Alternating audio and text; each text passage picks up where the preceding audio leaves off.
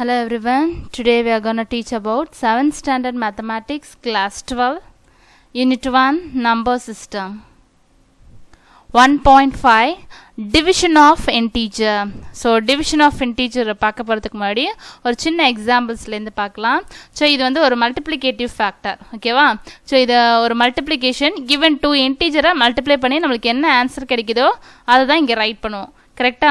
So இப்போ இந்த மல்டிப்ளிகேஷனை அப்படியே டிவிஷனாக கன்வெர்ட் பண்ணலாம். ஸோ ரெண்டு டிவிஷனாக ஃபார்மேட் பண்ணலாம். எப்படின்னு பாருங்க. ஸோ இதுதான் என்னோட டிவைடிங் நம்பராக இருக்கும். So 20 is called dividing number.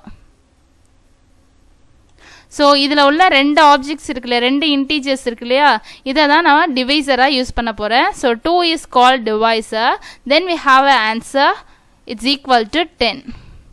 இப்போ அதே 20 ரிப்பீட் பண்ணிவிட்டு ஸோ நான் 10ஆல் டிவைட் பண்ணேன் அப்படின்னா we have an answer 2. ஓகேவா?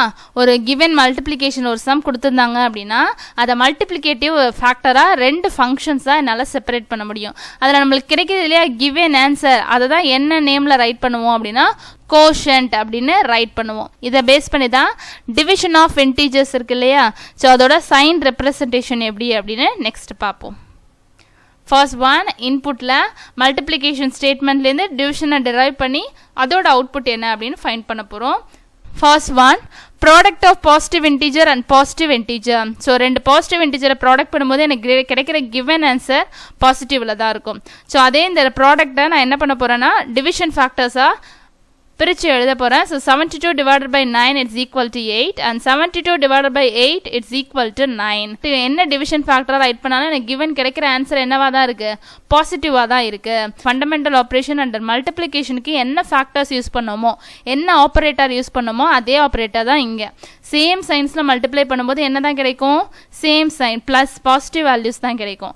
அதே மாதிரி சேம் சைன்ஸில் உள்ள நம்பரை டிவைட் பண்ணும்போது given integer divider plus dividend divisor plus dividing number ரெண்டையுமே பாசிட்டிவ் இன்டிஜராக இருந்துச்சுன்னா கிவன் ஆன்சரும் பாசிட்டிவாக தான் இருக்கும். ஸோ நம்மளோட அவுட்புட் டிவிஷன் ஸ்டேட்மெண்ட்டில் எப்படி வரும்னா positive integer divided by positive integer is positive.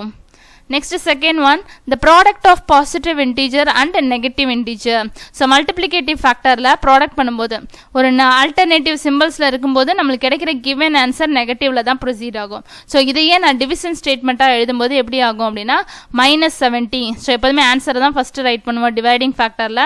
So -70 first 7ஆல் நான் மல்டிப்ளை பண்ணேன்னா என்னோட கிவன் ஆன்சர் என்னென்னு கிடைக்கும், -10 அப்படின்னு கிடைக்கும். அதை தான் இங்கே ரைட் பண்ணியிருக்கேன். இப்போ அதே -70 10ஆல் டிவைட் பண்ணும்போது எனக்கு கிடைக்கிற ஆன்சர் என்னவா இருக்கும், பாசிட்டிவ் 7ஆக இருக்கும். ஓகேவா?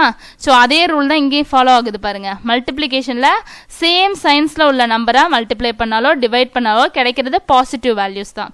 ஸோ இங்கே தான் நம்மளோட அவுட்புட் கிடைக்குது. Negative integer divided by positive integer இந்த ரூலுக்கானது. ஸோ நெகட்டிவ் இன்டீஜரை பாசிட்டிவ் இன்டீஜரால் டிவைட் பண்ணும்போது கிடைக்கிற வேல்யூ என்னவா இருக்கு, நெகட்டிவாக ரெப்ரசென்ட் ஆகுது.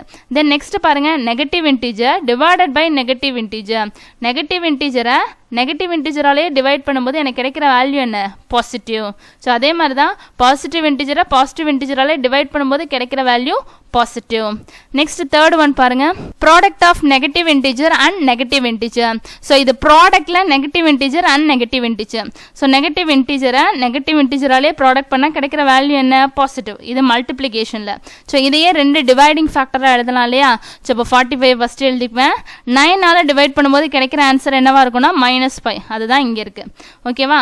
நெக்ஸ்ட் பாருங்க, அதே 45 5ஆல் நான் டிவைட் பண்ணும்போது கிடைக்கிற ஆன்சர் என்னவா இருக்கும்னா -9. அதுதான் இங்கே ரெப்ரசென்ட் ஆயிருக்கு. ஸோ இதோட டிவைடிங் ஸ்டேட்மெண்ட் எப்படி இருக்கு, பாசிட்டிவ் இன்டீஜரை divided by negative integer. Negative இன்டீஜரால் டிவைட் பண்ணாலும் என்னதான் ஆன்சர் கிடைக்கும், நெகட்டிவாக தான் இருக்கும். ஸோ அதே சேம் அஸ் ஃபாலோவர்ஸ் மல்டிப்ளிகேஷன் பார்த்தோம் இல்லையா.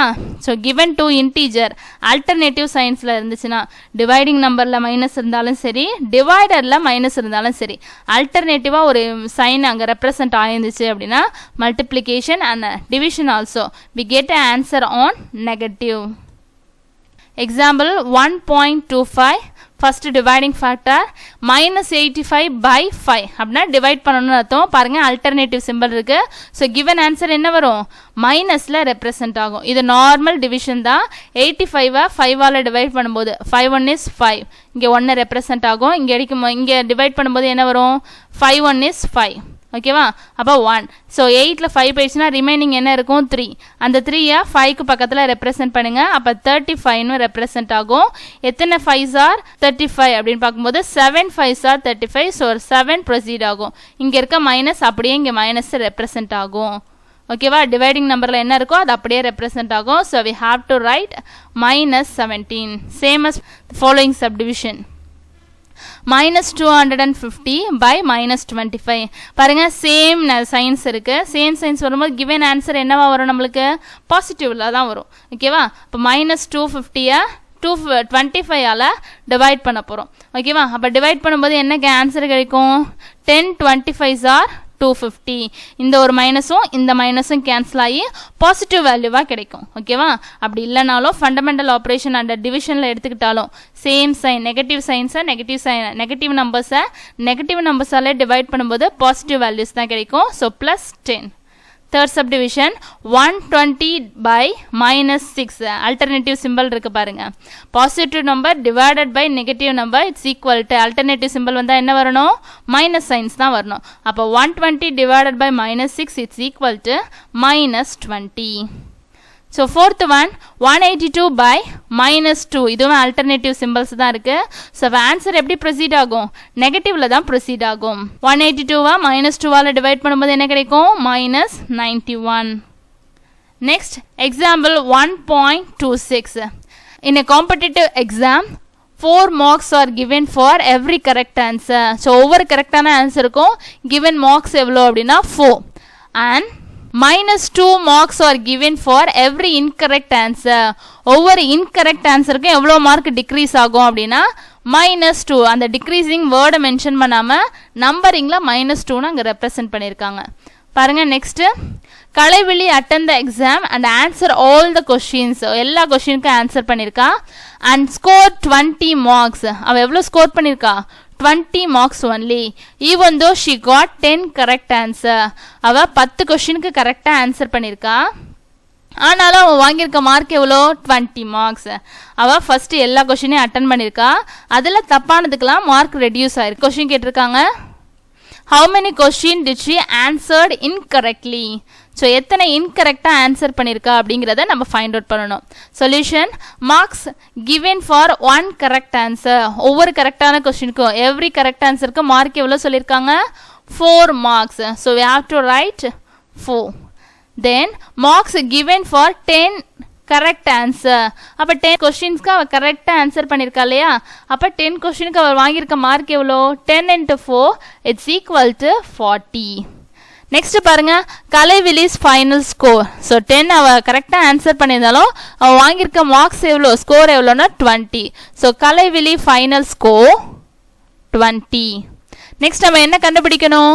how many questions did she answer incorrectly? So இன்கரெக்டாக ஆன்சர் பண்ணது எவ்வளோன்னு கண்டுபிடிக்கணும். ஸோ அப்போ அவள் டோட்டலாக கரெக்டான மார்க்ஸ்லேருந்து எவ்வளோ வாங்கியிருக்காளோ அதை டிக்ரீஸ் பண்ணா ஸோ எத்தனை இன்கரெக்ட் கொஸ்டின்ஸ் அவள் பண்ணியிருக்கா அப்படிங்கிறத நம்ம ஃபைண்ட் அவுட் பண்ணிடலாம். ஓகேவா? So 40 - 20 it's equal to 20. So இன்கரெக்டுக்கு எவ்வளோ லெஸ் பண்ணியிருக்காங்க அப்படின்னு பாருங்க. 2 மார்க்ஸ் தான் லெஸ் பண்ணியிருக்காங்க. ஓகேவா? ஸோ அவள் எத்தனை கொஸ்டின் தான் கேட்டிருக்காங்க, எவ்வளோ மார்க் டிக்ரீஸ்டுன்னு கேட்கல. ஓகேவா? how many questions did she answer incorrectly அப்படின்னு சொல்லியிருக்காங்க. So we have to divide 20 divided by 2. So எத்தனை number of questions answered incorrectly அப்படிங்கும்போது ஸோ ஒவ்வொரு கொஸ்டினுக்கும் இன்கரெக்டான கொஸ்டினுக்கும் 2 மார்க் டிக்ரீஸ் பண்ணியிருக்காங்க. ஸோ அதை யூஸ் பண்ணி நம்ம டிவைட் பண்ணோம் அப்படின்னா எத்தனை கொஸ்டின் இன்கரெக்ட் அப்படிங்கிறத நம்ம ஃபைண்ட் பண்ணிடலாம். ஸோ பாருங்க 20 divided by 2. அப்போ 20-ஐ 2ஆல் டிவைட் பண்ணும்போது கிவன் ஆன்சர் என்ன வரும்? 10. ஸோ அப்போ அவள் ஆன்சர் பண்ண எல்லா கொஸ்டின்லேருந்து 10 கொஸ்டின்ஸ் மட்டும் இன்கரெக்டாக ஆன்சர் பண்ணியிருக்கா. Next one example 1.25. A shopkeeper earns a profit of ₹5 by selling 1 notebook and incurs a loss of ₹2 per pen while selling of his old stock. In a particular day, he earns neither profit nor less. If he sold 20 notebooks, how many pens did she sell? So என்ன question சொல்லியிருக்காங்க அப்படின்னா ஷாப்கீப்பர்னா தெரியும், ஒரு கடைக்காரர். he earns a profit of ₹5. So profit பார்க்குறாரு.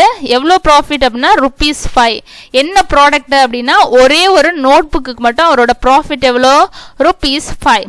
Next loss of ₹2 per pen. ஒரு பென்னுக்கு அவர் ₹2 loss ஆகுறது.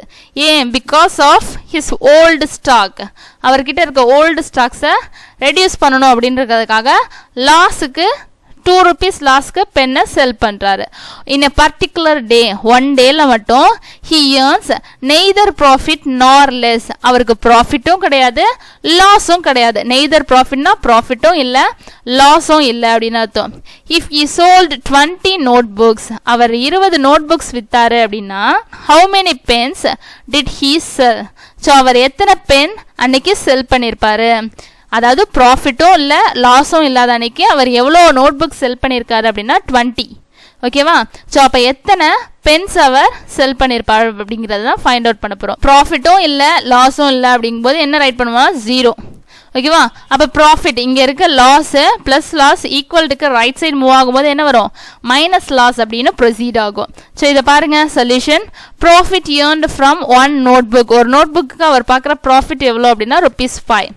Profit earned from 20 notebooks. In a particular day அவர் செல் பண்ண நோட்புக்ஸோட கவுண்டிங் எவ்வளோனா 20. ஓகேவா? ஸோ 20க்கு அவர் பார்க்குற ப்ராஃபிட் எவ்வளோ? 20 × 5 = 100. ஓகேவா? ஸோ இப்போ loss incurred by selling pens. So அந்த லாஸை எப்படி அவர் ரீட்டைன் பண்ணுறாரு அப்படின்னா loss incurred by selling Benz.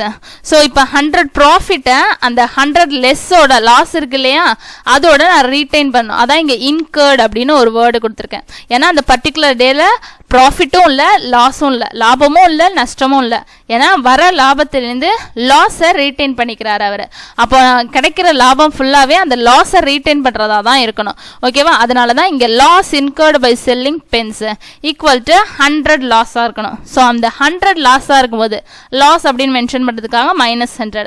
அப்போது ₹100 லாஸ் அப்படின்னா அந்த பெண்ணை எத்தனை அவர் செல் பண்ணியிருக்கணும் அப்படிங்கிறத ஃபைண்ட் பண்ண போகிறோம். ஒரு பெண்ணுக்கு அவர் எவ்வளோ லாஸ் ஆகுறாரு அப்படின்னா ₹2. So loss is -2.